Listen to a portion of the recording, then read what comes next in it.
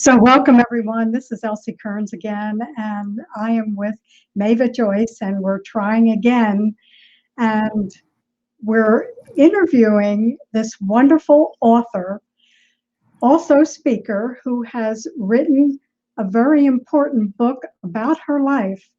The book is called Beyond Aftershocks: Reclaiming Self After Sexual Trauma. So I'm really delighted to be able to welcome Joyce tonight, and hoping that this time we can get things moving easily and smoothly. So Joyce, welcome. I wanted to ask you, this is, a very specific title, and how did you come about that specific title? Well, art was a very important part of my healing, and I painted a lot when I was in crisis. And then I used those paintings to do presentations as an advocate in the community, and I called that aftershocks because aftershocks are intense and unpredictable. And the aftermath of sexual assault, even when in my case, I was dealing with the intensity through flashbacks. I had repressed everything as a child. And so it seemed appropriate to call the artistic presentation where I advocated aftershocks. But now I'm at a very different place in my life where I'm comfortable with who I am and what I've been through.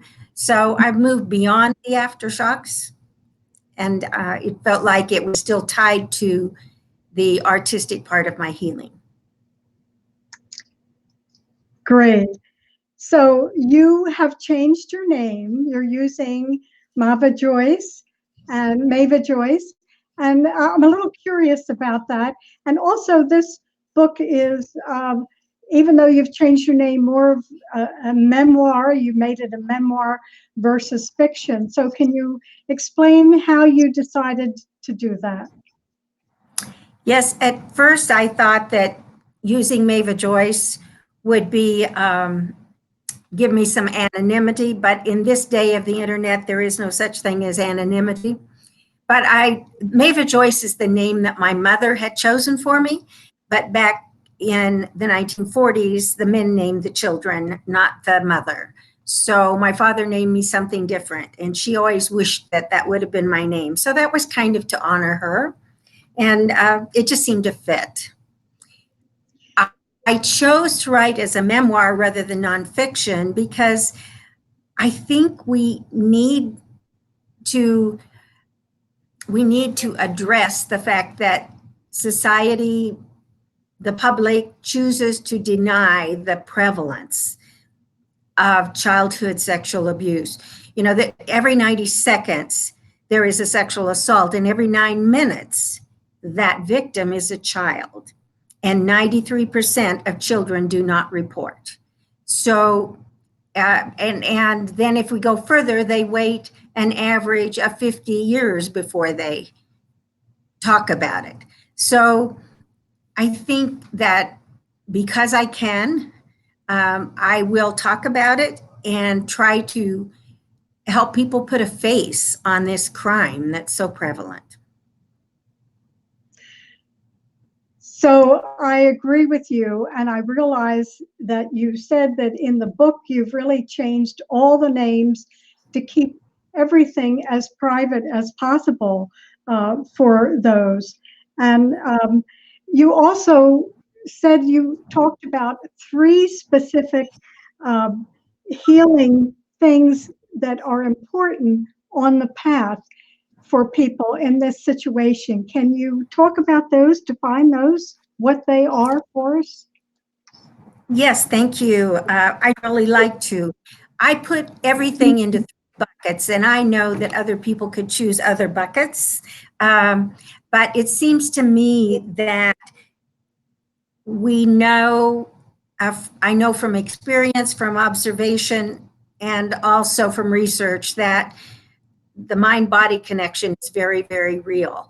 And so we experience not only emotional and psychological after effects, but we also express it through our bodies. So I think the very first thing we have to do is find healing modalities that are useful and effective instead of doing the same thing over and over again that doesn't work and doesn't really heal us. So first of all, you need to find effective healing modalities for mind and body and spirit.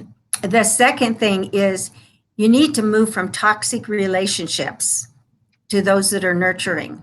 And that's really hard if those toxic relationships are people on whom we've depended and with whom we really have a love-hate relationship.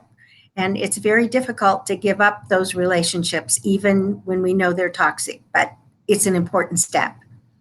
And then the third thing is we have to move from an exterior compass where other people are telling us how to live our life and let our life and our behavior, our words, our actions, our careers, our relationships be determined by that inner compass that we all have, those gut feelings that make us feel comfortable around some people and uncomfortable around others. Joyce, I know you feel it's very important to have peer support for people that have experienced any kind of sexual trauma or abuse, just as much as we have support for alcoholics. And I know you have formed a nonprofit organization called Finding Our Voices, and that CS represents Colorado Springs, where you live. So tell us more about how what you have found in this nonprofit organization is helping people. And I understand you mentioned earlier that there are people in other areas that would like to form similar nonprofit organizations. Thank you. What we find is that people come to Finding Our Voices art. We do weekly art, or we do monthly art workshops with survivors and their allies. And we invite allies to come because many times a survivor is so fearful that they've been isolating for weeks, months, or years. And so it's really important that we welcome the support people as well as the survivor. And when people first come to Finding Our Voices, they say, this is the only place I felt comfortable talking about my abuse or about how it has affected my present day life. It's the only place where I've been believed. It's the only place where you really get what I'm going through. The shame. I remember, and I wrote in my book about the depth of the shame is something that is indescribable. Offenders seem to know how to shift the blame and the guilt and the shame onto the victim. And so when I was first starting my healing, I refused to hold an infant one time because I felt that I was so dirty and I was so soiled and I was so guilty that I didn't deserve to touch an innocent babe. And the parent of the child said to me, but it's not your shame. I gave the child back to the parent and said, I can't. You shouldn't have let me touch this precious child. And that is such a metaphor for me for how strongly I felt devalued when I was first in crisis. And other survivors feel that too. So when they come to an art workshop or an art exhibit, which we do art exhibits of survivor art as well, they have this opportunity to see that there are other people who feel just like they did, and they don't feel so alone. Just like alcoholics. I haven't had that experience, so I don't know what it's like to have those inclinations that you just can't overcome. So we really believe it's important for peers to speak to each other. And unfortunately, the culture says that if you talk about it, it's going to make it worse.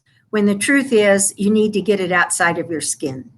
You need to be able to talk, and you don't have to talk to the world like I do, but you do need to talk in safe places about your experience so that you can be validated and you can be encouraged. I know that one of the things that you mentioned was that process painting was a very important step in your healing journey. So what exactly is process painting? I compare it to stream of consciousness writing, which most of us have done in some writing or English class. When you are process painting, you don't start with an intention to make an image. You don't plan to paint a bird or a house or a flower. You simply pick up a brush that feels good in your hand, you dip it in a color that you're drawn to, and the stroke that you make is just spontaneous. And the interesting thing for me, and I've seen it in other people as well, I painted images of my abuse that were not in my conscious awareness yet.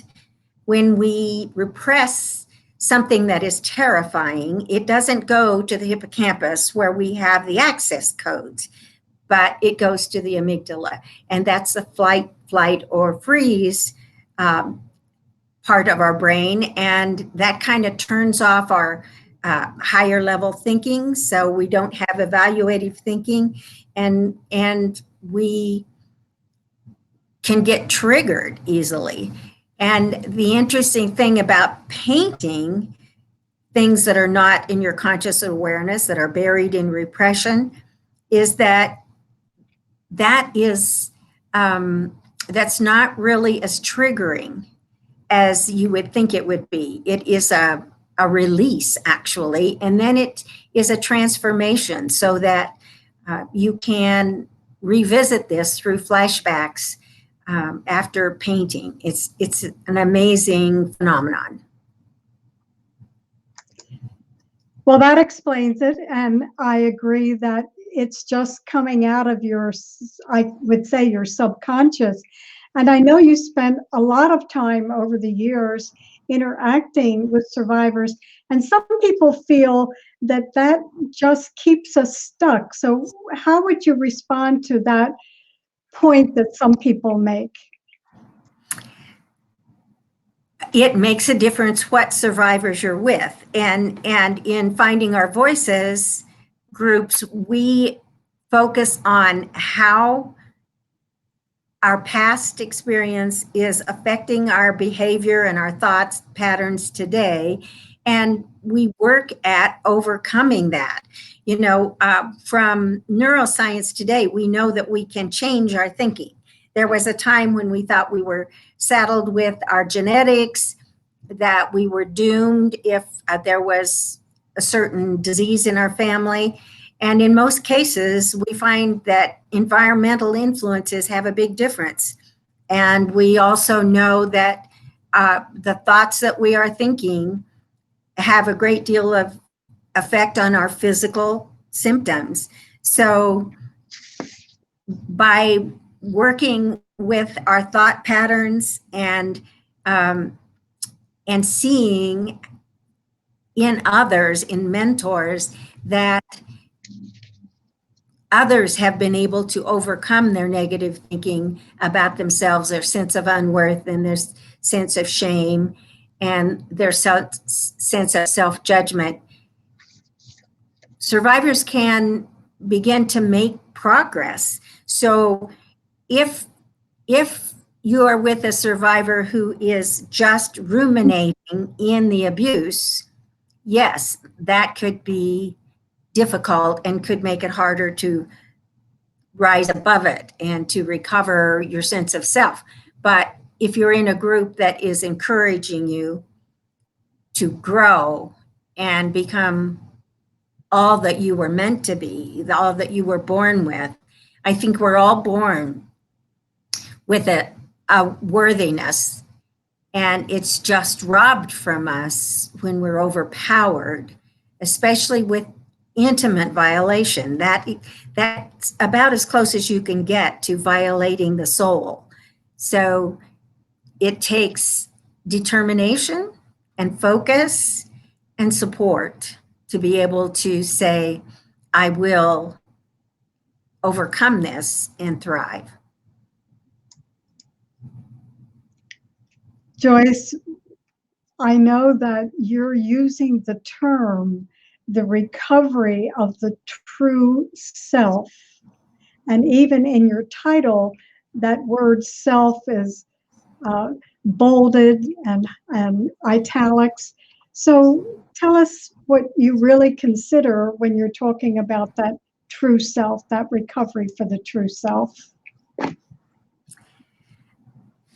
I believe, and you know, I don't think that others have to believe exactly as I do, but for my recovery, it was important to believe in something higher than myself.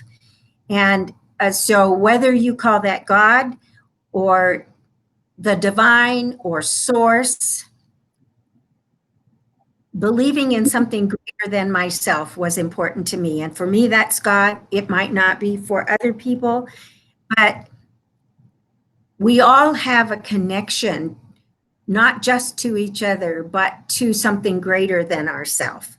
And so I believe that the true self is that part of each one of us that is connected to the divine, whatever you might like to call that.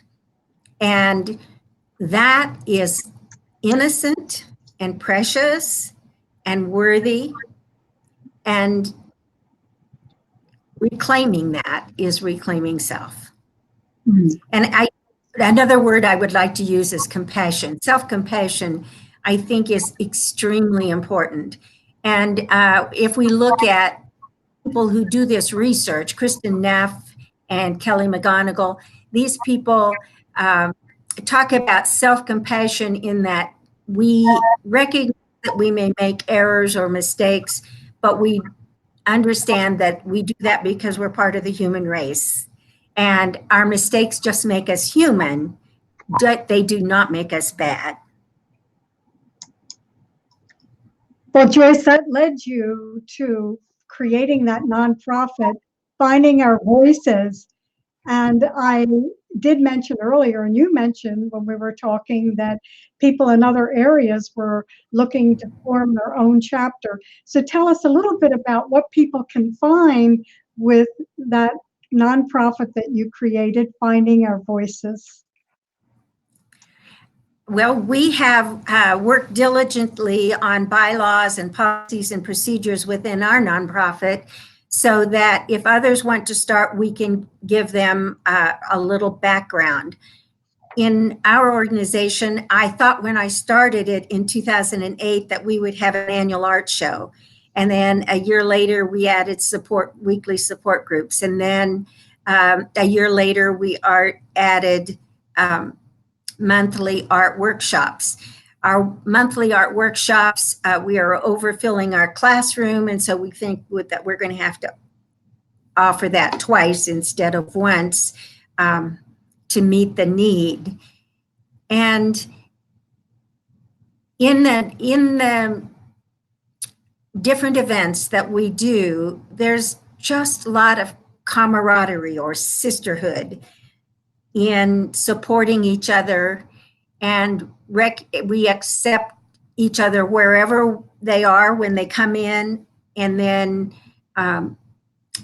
share how we can grow stronger through being kind to ourselves. I think it's for people who have been abused, and this is true of those who've been through domestic violence and physical abuse as well, that just being compassionate and giving ourselves the time and space we need to heal is really important.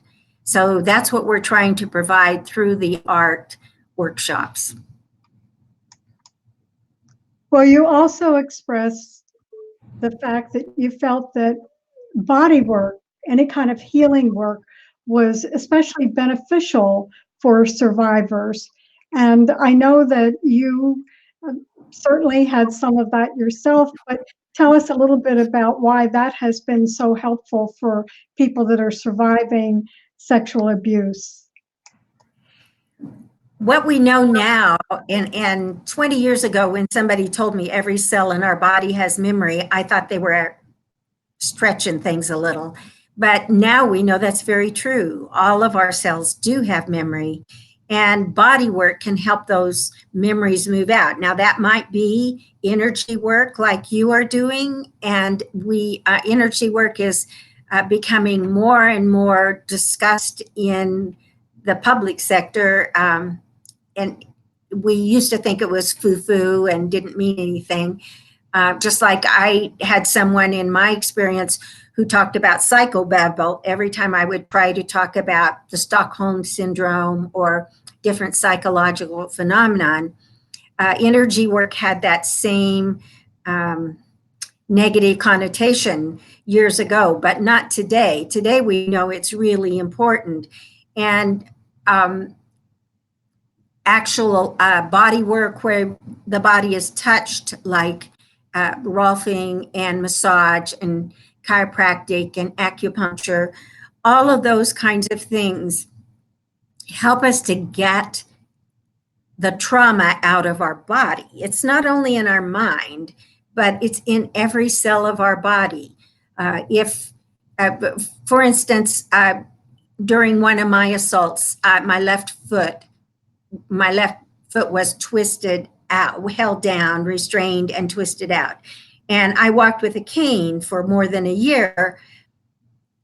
And then once I had the flashback to that assault where the restraint was putting torque and twisting on my hip, I didn't ever have to have that limp again. My left leg then became dependable, and I could walk on it without a cane. And that's just a strange thing to people who haven't experienced it.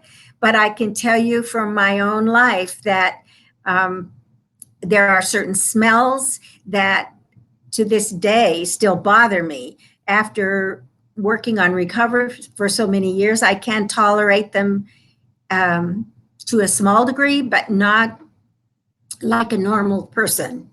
I'm very sensitive to loud noises. I'm sensitive to the smell of chlorine, the smell of Camel cigarettes. I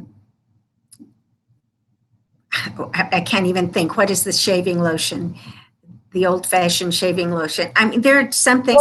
Well, yes, you do. Exactly what I was talking about. Those things, smells and touches and sounds, those kinds of things, our body remembers. And my body remembered those things and was sensitive to those things before I had the flashbacks that explained why I was sensitive. Now, Joyce, one of the chapters in your book is Who Are We? And you actually did a chapter and a portrait of the offenders. So what brought that about? Well, I was thinking about accountability. I think I need to be accountable for the fact that I was an imperfect mother, like all of us are. But of course, I know my imperfections. I mean, I feel them. And I think that although I can forgive, I think that we need to understand that forgiveness doesn't say the unjust behavior, the abusive behavior was okay.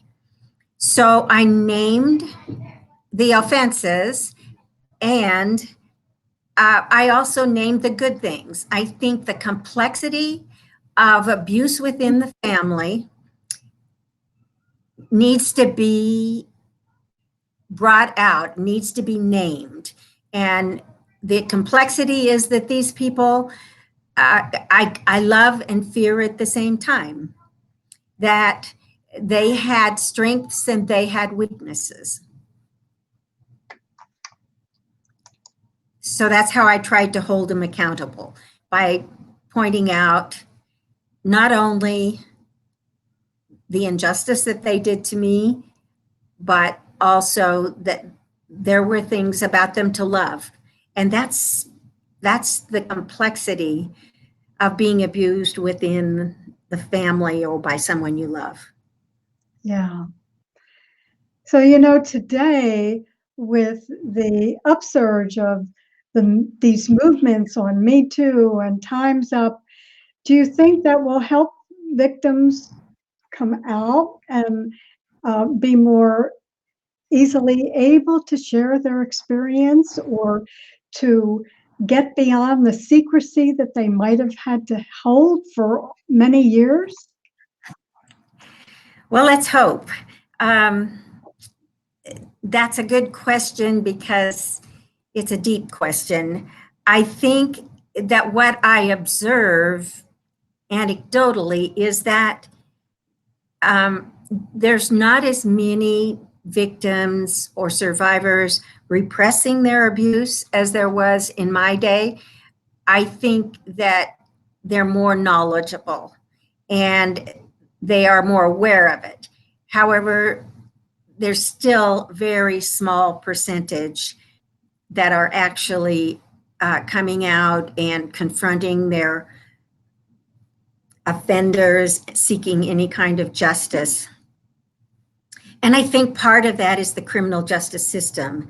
We spend billions on sexual assault within the governmental criminal justice system. And even though we spend billions, that is spent on the offenders and on the criminal justice system. It's not spent on mental or physical health care for the survivors. And I think that I'm curious about restorative justice because I think it has worked in many cases in other crimes. The fact that we spend more money on sexual abuse than we do on even murder, burglary, any of those crimes throughout the United States, we're spending less money than we do on sexual assault. I think that we need some other kind of system, and I'm not sure what it can be, but I hope that there are people working on it, because the people that I see, the survivors that I see who were abused within the family, the vast majority just want help with their expenses.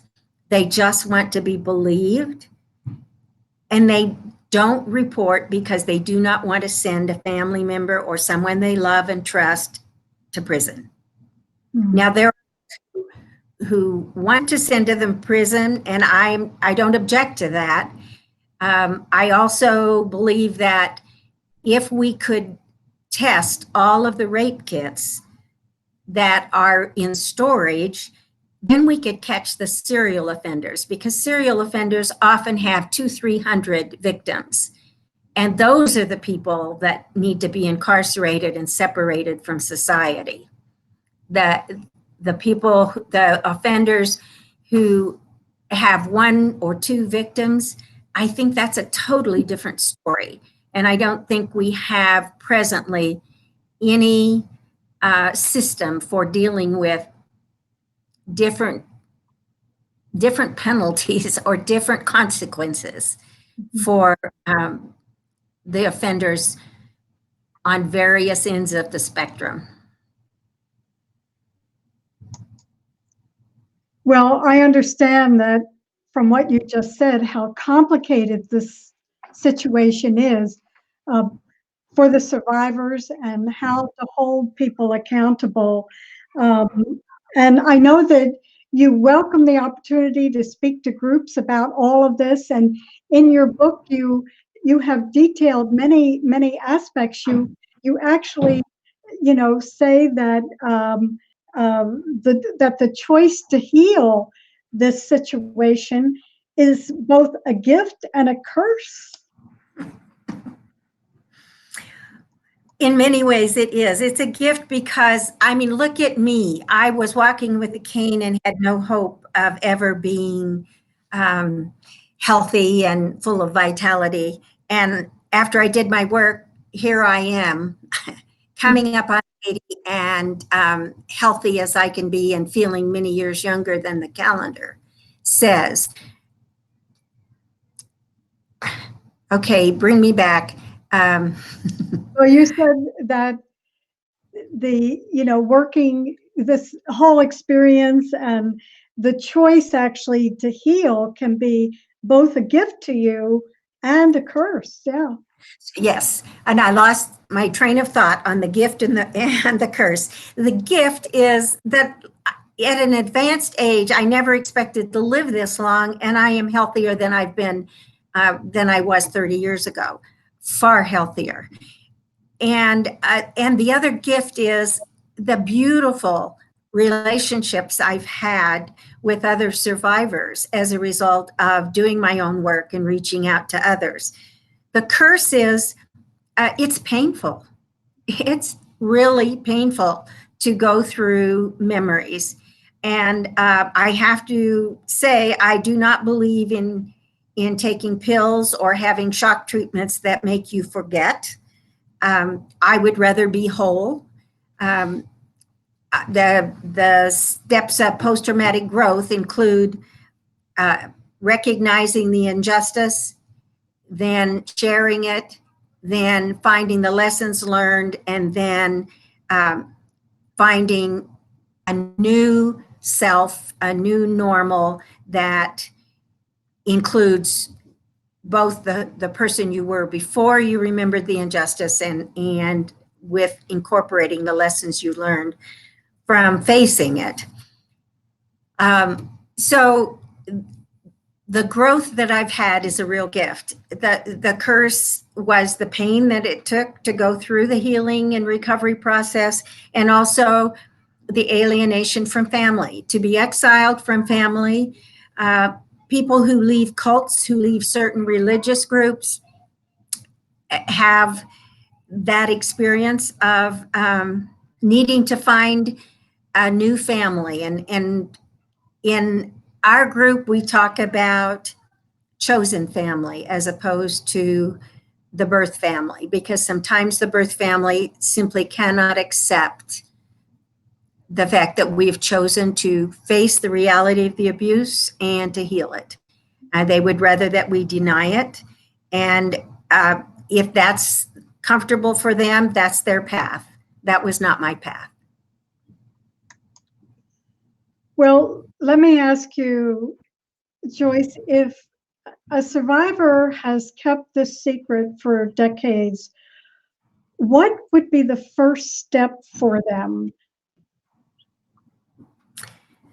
The first step is recognizing and admitting the abuse. I mean, in my book, I'm very clear that I wanted to doubt it. It would be much easier to doubt it than to accept it. And so I vacillated for months, first believing my flashbacks and then not believing them and trying to deny them. And it just didn't work for me to deny it. So admitting or getting past the denial and the secrecy, and then finding safety. I think the very first thing that loved ones and supporters can provide for survivors is safety. It may not be safe in many places for a survivor to speak out, but if they have one place where it's safe for them to talk about it, then that is like opening the door to recovery. And Joyce, I know that in your book, you also included the current brain and behavioral science research findings. So you were backing all this up again with what has been scientifically discovered and what behavioral situations have risen. So tell us a little bit more about that so people can understand that there's actually research behind this. When I was in crisis and having memories, the false memory syndrome was prevalent and frightening for those of us who were trying to face reality. And with current brain research, it's pretty hard to deny repression. We know that when you're terrified, when you're frightened, when there is something that you don't know how to endure, your body takes care of it and sends it to a different spot. So it's not in your conscious memory. And that's supported by research. We also know from epigenetics that environment has a lot to do with whether our genetic disposition develops a disease or develops a characteristic. From neuroscience, we know that we get new brain cells every day, every minute of every day until we stop breathing. So we can't claim to not be able to change. I follow a lot of the researchers, and Joe Dispenza says the choice to be ignorant today, and uninformed is a choice, and we don't have to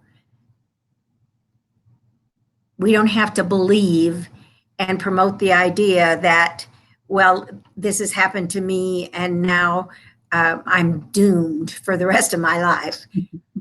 You may be subjected to a need to work on recovery, but you are not doomed for life.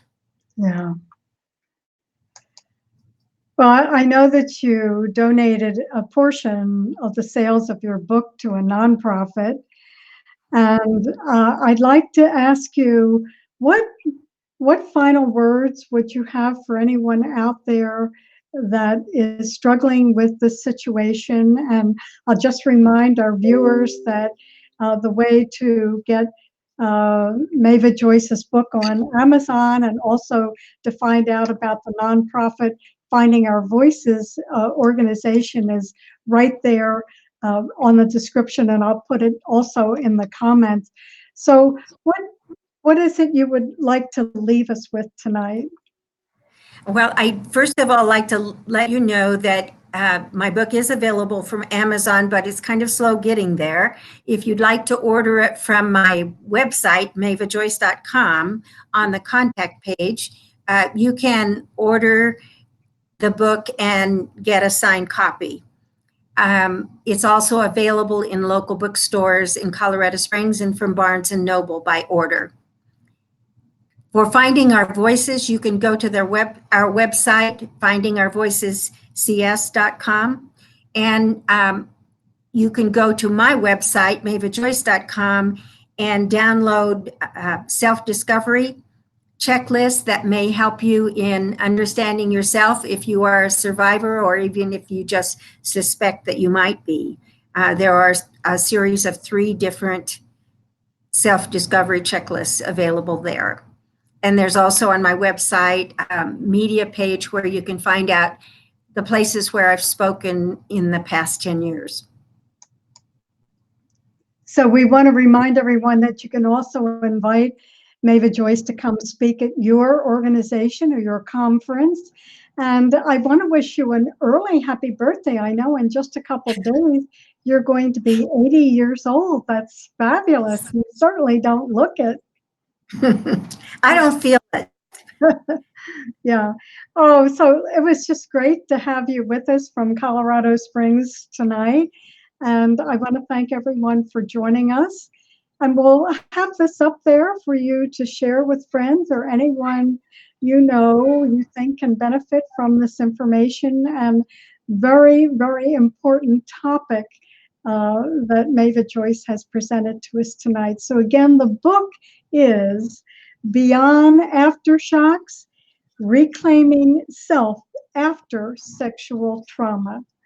And this is Elsie Kerns, your Chaos to Clarity coach. And thanks for joining us and being patient with our initial glitch, but we got it together. So thanks, everyone. We're happy that you joined us, and we wish you a good evening. Thank you.